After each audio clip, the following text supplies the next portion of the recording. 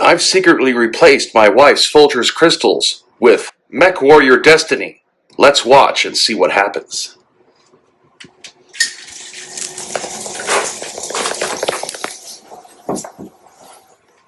Well, good morning, Mrs. Queen Waspinator. I have your Folger's crystals. Thank you.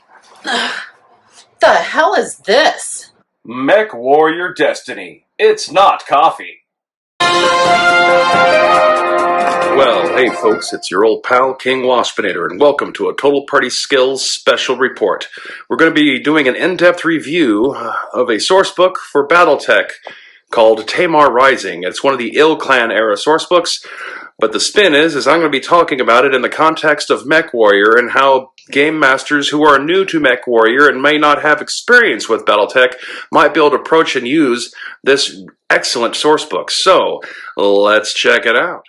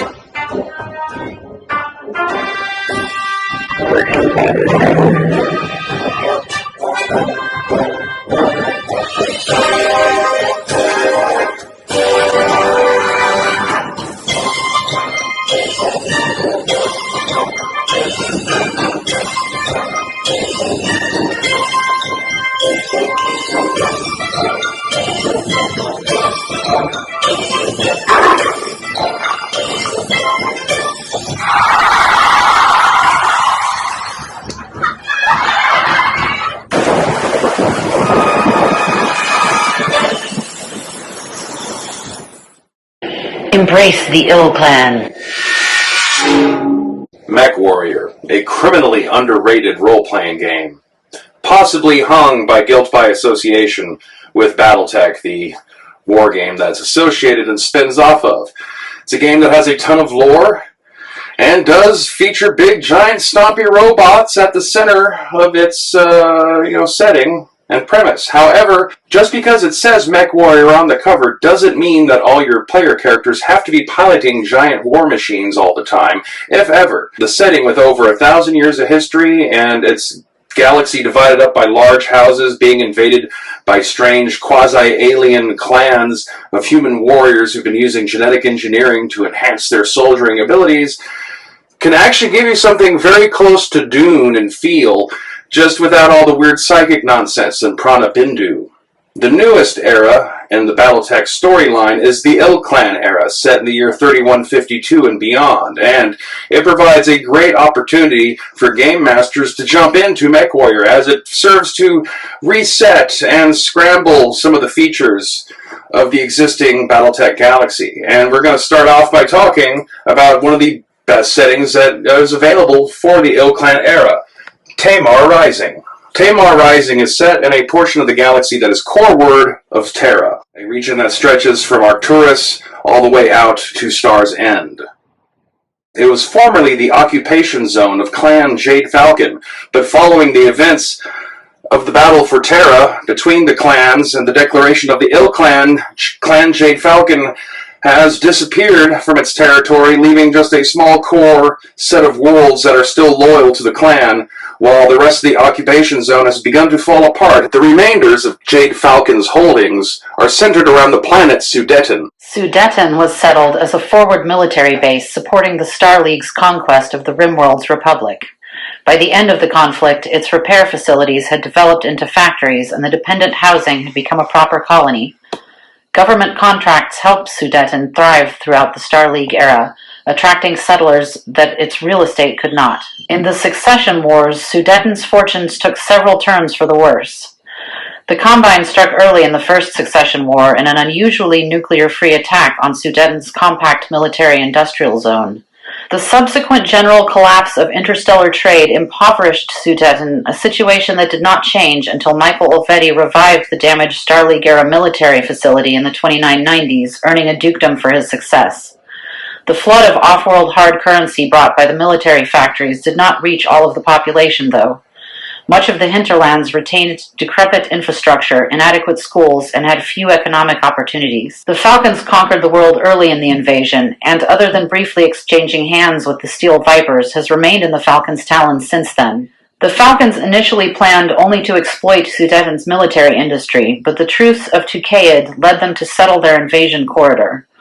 Sudeten became capital of their invasion zone primarily for its industries, eventually hosting 3 Falcon factories and its population. Sudeten hosts the Jade Falcon's attempt to recover from the crass mismanagement of Malvina Hazen. Its factories are producing new war machines, while Kanji Chistu was guiding them to recovery. Following Clan Wolf's victory at Terra and seizing the Ill Clan ship for themselves, Clan Jade Falcon now finds itself in a position where it might be the most approachable of all the clans for role-playing game purposes, for players to be members of and not just using them as antagonists and villains. With the victory of Clan Wolf, the Star League is on the verge of being truly reborn, and Kerensky's dream made manifest. However, a generation has passed since the failure of Comstar's interstellar communications network, and so news of what has happened at Terra still has not reached the region of the Jade Falcon occupation zone a year later, at the point where the game picks up. With most of their military forces gone and most of the worlds that they once controlled now revolting and declaring themselves as independent interstellar organizations and alliances, Jade Falcon is hard-pressed and in a position that is rife with potential for good role-playing and long-term planning. And as a new Khan in the form of G.E. Chistu, Clan Jade Falcon has been pushed down to its very last reserves. Most of its military forces are gone and are not coming back. They do not yet know that their former Khan has been defeated and that their military forces are in disarray. They've lost most of their worlds that were under their control in the occupation zone to various revolts. They've had to empower their merchant caste to a degree not normally seen amongst the clans in order to be able to maintain any sort of economic health. And they're in a position where they will either face imminent extinction or they might actually be able to grow into something new.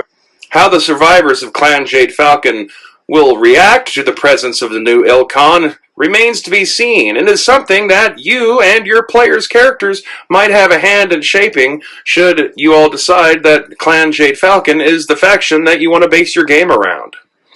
Now, much of Jade Falcon's territory was seized during the 3040s from primarily the Lyran Commonwealth, who is still the major household presence bordering pretty much all the realms discussed in Tamar Rising. House Steiner is faced with a world historical event wherein the established parameters of the current order are upended. Absent the oppressive hand of history, Trillian Steiner Davian's Lyran Commonwealth would be uniquely positioned to take advantage of the absence of the Jade Falcons and the ensuing implosion of their occupation zone. But instead, her empire is almost paralyzed beneath the accumulated weight of a decade's worth of poor decisions and disasters, leaving it largely on the periphery of events as smaller, more agile players make their moves. Trillian Steiner faces increasing pressure to act more overtly in the face of both the Vesper Marches and the Tamar Pact's emergence in the former Falcon occupation zone. House Steiner and the Commonwealth itself can't hope to survive if there are no consequences for breaking away from Tharkad. Trillian has no desire to be the second Archon in this century to be removed by a coup. Not for the first time in her reign, she finds herself forced to tread the fine line between refusing to needlessly risk her battered armies and the need to preserve her own reign. The presence of House Steiner cannot be avoided in the setting depicted in Tamar Rising, as the worlds described within are all former members of the Lyran Commonwealth ruled from Tharkad and House Steiner. House Steiner's position is, as far as campaigns go in a role-playing game sense, it's going to be a political presence. These are going to be villains or antagonists that you have to go up against with words and proposals and negotiation. They are not in a position to be fighting wars. Their size means they could potentially bring an awful lot of firepower to bear. And the main thing that's keeping them from just sweeping clean all these little pocket kingdoms that are starting to arise is the fact that, well, they are former Lyran Commonwealth territories. They view them as being, part of the same, great space nation of people, you could say, and they don't want to fall into a brother killing brother kind of scenario, especially since in some cases of some of these worlds, they haven't been under Jade Falcon occupation for that terribly long. Some people have living memory of having, served in the Lyran armed forces themselves. So, it's an awkward situation that old Trillian Steiner finds herself in, and I don't necessarily think in this particular setting that the Lyran Commonwealth is going to be the best choice for player characters. They're definitely going to be an entity that they're going to have to deal with and factor into their plans continuously just because of the scope of the house and its territories. It basically borders the entire anti-Spindward flank of all these territories deeply, all the way down to the Free Worlds League. They can't be avoided, and it's just, reluctance of wanting to throw down with their own people, and also the fact that their military, needs time to retool and rebuild a bit. There's those last century has not been fun between the Jihad and the clan invasions and the Dark Age after the Comstar relays went down, and they just need just a little more time to catch their breath, but potentially they're going to have bigger fish to fry. Unfortunately, political pressure from within the system might force Trillian's hand to make some sort of show that she's trying to regain her territories. The sad part is a lot of the reason why these little nations that used to be part of the Jade Falcon occupation zone have so easily overthrown the shackles of their masters is because of a secret project called Black Ice that House Steiner has been sponsoring to help worlds break free of the clan. And unfortunately, those worlds have decided to, try to carve out their own niche in a new galaxy, which is fostered by the fact that this lack of interstellar communications slows things down and kind of shrinks the setting, which is part of why I believe the Ill-Clan era of Battletech is one of the best settings to put a Mechwarrior game in, because it localizes the adventure scaling. It's no longer, the kind of setting where you just casually jump from one side of the galaxy to another, or in this instance, the inner sphere.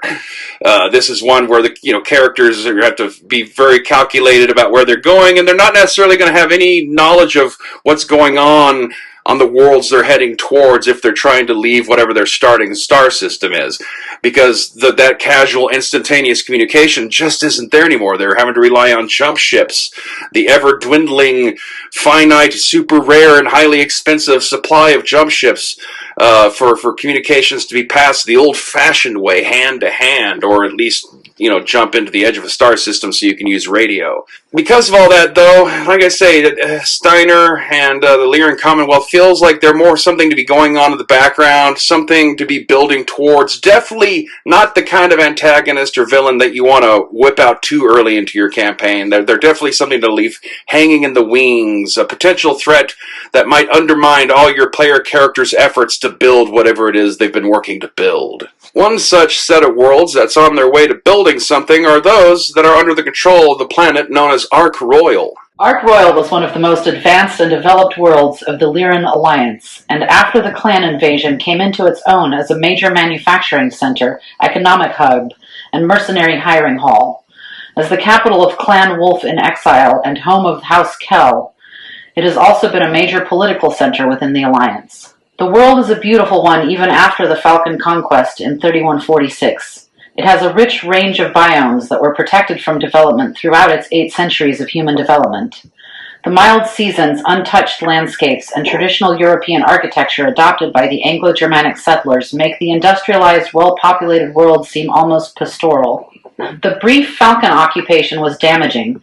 Per their typical strategy with a heavy populated world, the Falcons seized control of vital infrastructure, healthcare, and transport nexuses, and used savage reprisals against civilians for any resistance. The damage done during the conquest to the capital of Old Connaught and Wolf enclaves caused nearly 100,000 civilian fatalities and created millions of refugees, which the wealthy planet could have absorbed if the Falcons had not withheld aid from such non-critical personnel. Excess mortality among the population, particularly the elderly and refugees, has caused a decline in population of some millions from the 3146 peak. Several large civilian massacres at the hands of the Falcons were horrific, but added little to the total deaths. Despite the damage the Falcons inflicted on the planet's population, Ark Royal recovered quickly. With its substantial factories and large population, Grand Duchess Kel founded her Ark Royal Liberty Coalition here, offering to protect the Falcon-ravaged worlds along the Commonwealth's border. If you are interested in running a Lyran campaign, a good starting place might actually be the Ark Royal Liberty Coalition.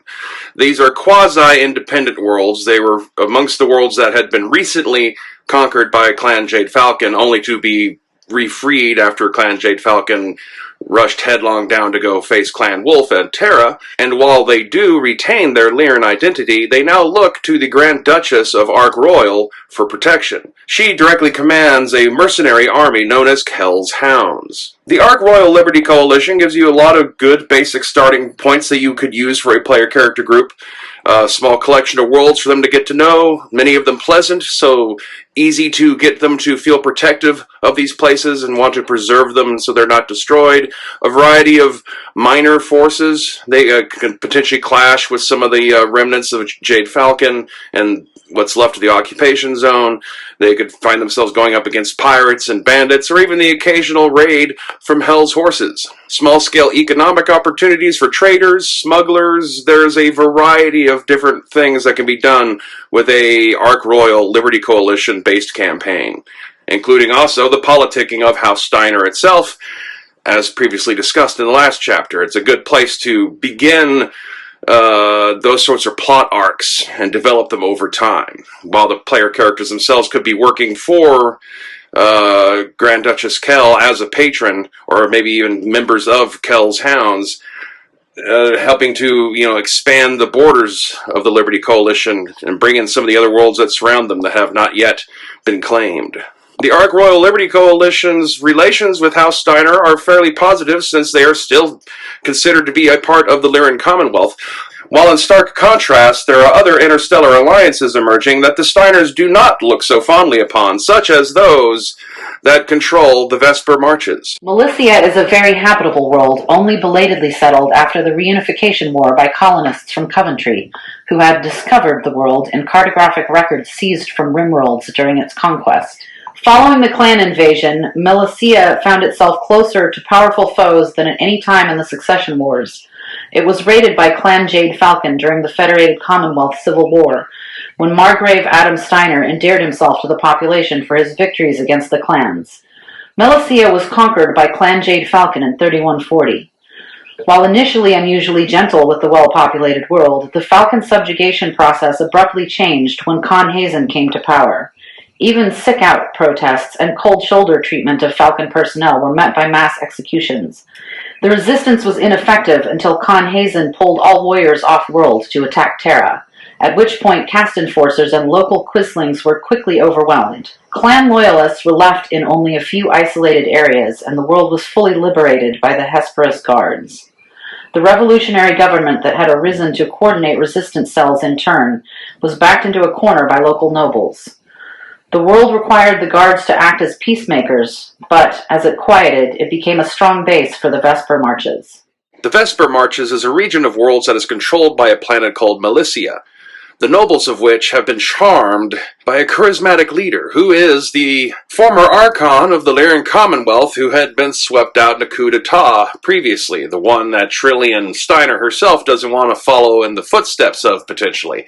The Vesper Marches, as a setting for player characters, provides a little bit of versatility. Much like Ark Royal or Tamar, it's as one of the smaller breakaway republics. It has a scaling that allows player characters to be more personally invested in what's going on and better positioned to be able to climb the ladder and attain positions of power as the campaign progresses. The aforementioned charismatic leader, Vedit Brewer, provides a potential NPC that could be used as a good quality patron to support player characters in their endeavors, give them missions, give them equipment, all that kind of stuff. But also, he could be a very interesting antagonist in and of himself.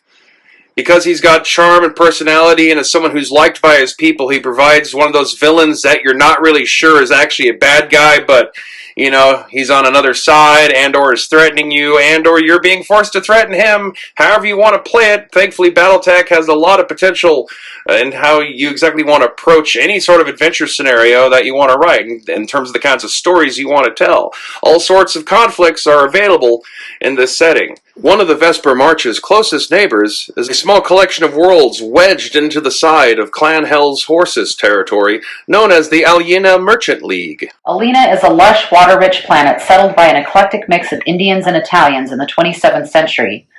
The settlers were exhausted by the intense consumerism and industrialization of the Lyran Commonwealth, and sought to protect the unique ecology and environment of Alyena.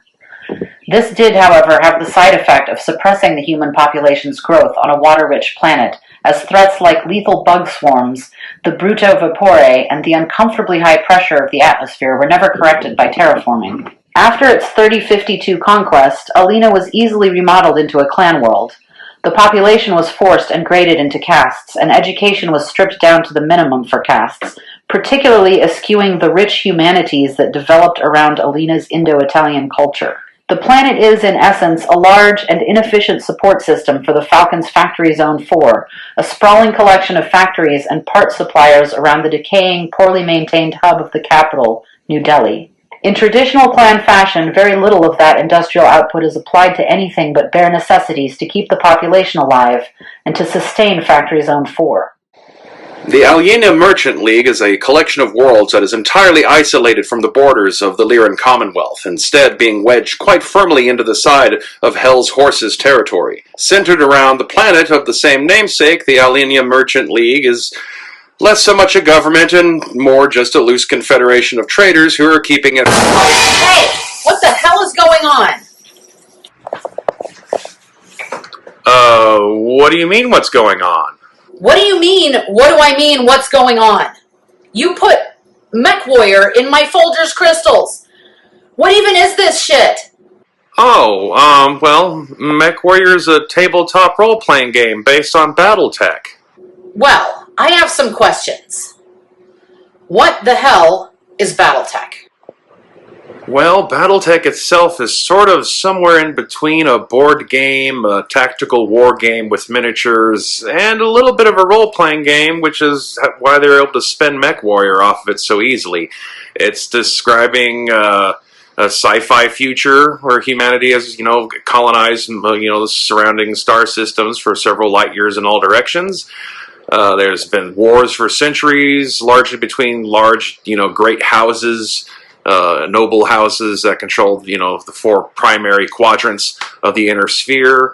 For like the last century or so in the setting, the big conflict has been around the intrusion of the clans. Who are the clans?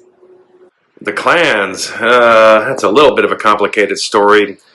So at the end of the Star League, a general by the name of Kerensky took up all the forces that were loyal to him in the SLDF, which is the Star League Defense Force, and they hightailed it out of known space, heading coreward, and eventually settled a region that they called the Pentagon. And the centuries after that, the society he had created was formed itself into all these various animal-themed clans. They would have these, honor fights amongst each other, while the inner sphere worlds were constantly having succession wars and their overall tech level was eroding. Out there amongst the clans, they were actually improving on battle mech technology, creating omni-mechs and stuff like that. And then in the mid-31st century, they suddenly returned to the inner sphere under Kerensky's goal that they would eventually conquer inhabited space and reestablish the Star League of old. What on earth is a Tukayid? Tukayid, I'll have you know, is the planet where the clan invasion was brought to a sudden and abrupt halt, thanks in large part to the efforts of Comstar, who had taken the time to, actually research their enemy and figure out how to use their own honor code against them. Comstar? You mean like Comcast? Actually, it's funny you say that. In many ways, they are basically like Comcast, but Comcast in space. For the longest time, they were an independent corporation that basically ran all the interstellar communications for the inner sphere. After Tukayid, their success kind of went to their head. They always had this kind of weird quasi-techno-religious quality to them, and that went way overboard in a period known as the Jihad, when the word of Blake, which is what they called their religious beliefs, got a little inquisition-y. And then when their communication relays went down a generation prior to the Ill-Clan era, that led to the Dark Age, another series of wars, and a renewed little bit of clan invasion just prior to the final push to Terra for the Ill-Clan. So what does Ill-Clan mean? Well, it was Kerensky's idea that whichever clan finally took control of Earth would be designated the Ill Clan, which means kind of like the All Clan, the clan that all the other clans have to answer to, and that Ill Clan's Khan would be the Ill Khan, effectively the new emperor for whatever the new Star League would end up being, in that kind of Genghis Khan kind of way of being an emperor.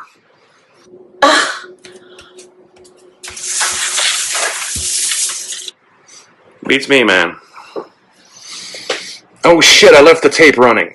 And so in conclusion, that pretty much sums up everything you need to know about the Alienia Merchant League. Surrounding the Merchant League is, of course, the elephant in the room in the Tamar Rising setting, and that's Clan Hell's Horses. Khan Gottfried Amaralt's faculty for political maneuvering and his indifferent martial prowess long resulted in whispered comparisons to the disgraced Jade Falcon Khan Elias Kreikel from a century ago. His death at the hands of the clan's Sakan have seen those comparisons entered into the clan's remembrance, a truly humiliating capstone to his tenure as Khan.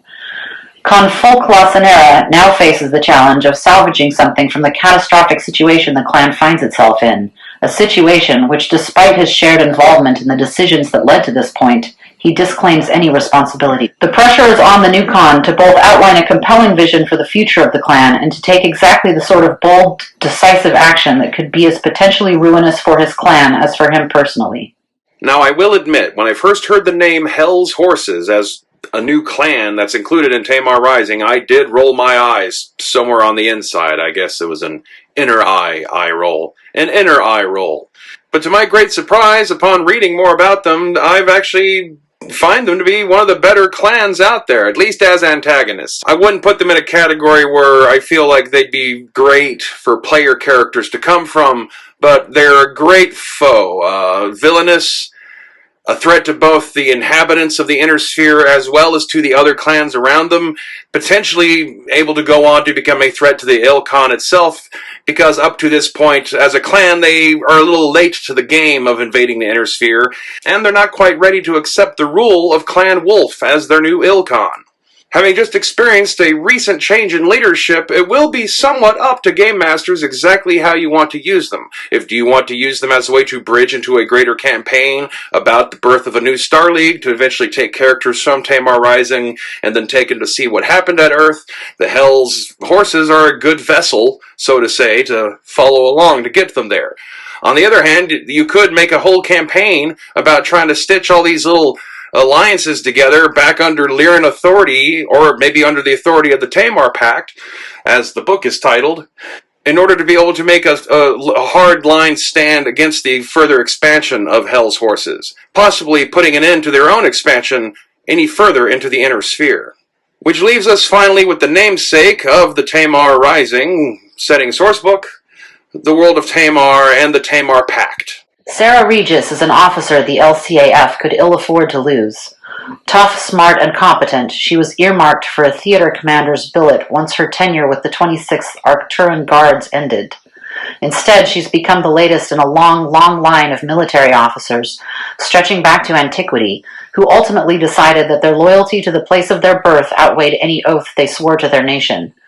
A deeply principled woman, she is already discovering the troubling compromises that come with leading. Largely undiscussed within the Pact at present is what House Steiner will do. It seems unlikely the Commonwealth will have any robust responses anytime soon, given Trillian Steiner's marked unwillingness to fight for Lyran territory so far. But what if that changes? Lifelong natives of Arcturus and other Pact worlds feel little connection to the distant state that lays claim to them, but any attempt by the LCAF to bring the Tamar Pact back into the fold would pit soldiers who fought side by side against the clans in defense of the Lyran Commonwealth against each other. For Sarah Regis, who devoted most of her adult life to the service of the Commonwealth, it would be a deeply painful moment to have to use the skills she developed in the LCAF to kill Lyran soldiers. So I tried to save the best for last, and that's the Tamar Pact, as far as settings within Tamar Rising for player characters to come from and be invested in. It covers all the bases for the setting, which is possibly why they chose to name the book after it. It has reasons to deal with all the aforementioned powers, the other breakaway independent states, forming alliances with them, or at least keeping them from becoming hostile will be important for ongoing campaigns based around the Tamar Pact. They are share a long border with the Hell's Horses and the continuous imminent threat that provides. They also share a border with what little remains of Clan Jade Falcon's occupation zone. And of all these tiny little pocket kingdoms, the Tamar Pact provides the strongest lure for Steiner to have to step in and do something, because the Tamar Pact is based out of Arcturus. Arcturus used to be the Lyran Commonwealth's capital back in its earliest days. They intentionally moved to Tharkad centuries ago, largely because Arcturus's environment wasn't the best to be had, and as the joke goes, they moved to Tharkad to save money on air conditioning.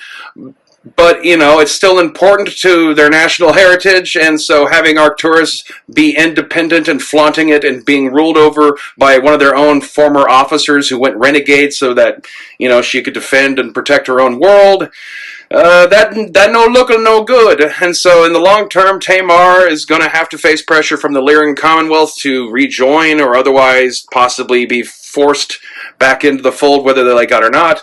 And they have clans breathing down their neck, and they have all these potential alliances and trade relationships going on with some of the other breakaway nations. It does everything you could want it to do. Plus, as an added bonus, part of the power structure of the Tamar Pact is supported by a rather large and influential crime family called the Malthus family. So this also gives you a great entry way to have a more rogue-oriented style campaign in the Battletech universe. So that's about it. Thanks for watching this far into things. You can check out links below to support me and the channel. I have a variety of books that I have written for tabletop role-playing games. Unfortunately, nothing mech oriented as of yet, although I might have to correct that if I end up making more of these videos. If you're going to establish an audience, then have something for that audience, kind of a thing. But there might be some other stuff you like if you're into role-playing games or science fiction. So like I said, check out those links, hit like and subscribe, share the video, leave comments below, do all the things that you are required to do to get by on the internet and get a little pat on the head as being a good viewer. Good viewers like you. And until next time, stay waspinated.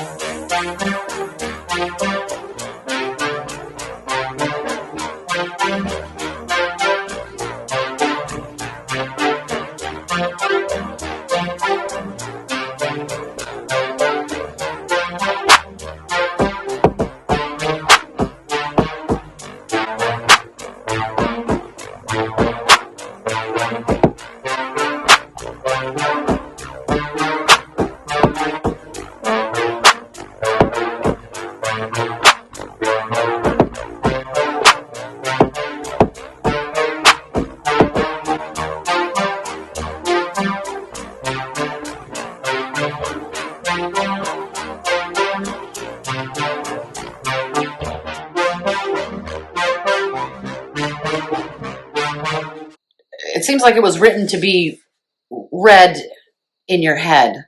It reads really well in your head, but when you start trying to, because you can skip over if you don't know how to pronounce something, you just, it's a little bit more flowery than you would think, considering the content. It's well written, but it's hard to read out loud.